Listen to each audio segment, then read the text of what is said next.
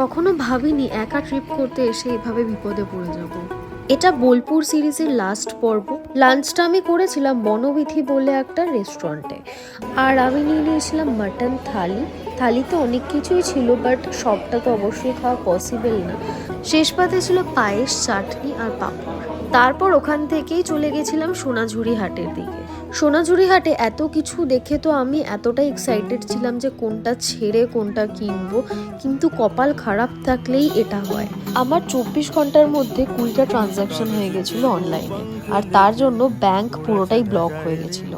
তারপর কোনোভাবে আমি আমার বন্ধুর সাহায্য নিয়ে একজন ভিজিটরের থেকে ক্যাশ কালেক্ট করি, আর ওভাবেই কিছু কিছু জিনিস আমি কিনে আনি। মন খুলে কেনাকাটা করতে না পারার রিগ্রেটটা তো এখনো থাকবে। আর এটা হলো কোপাই নদীর পার।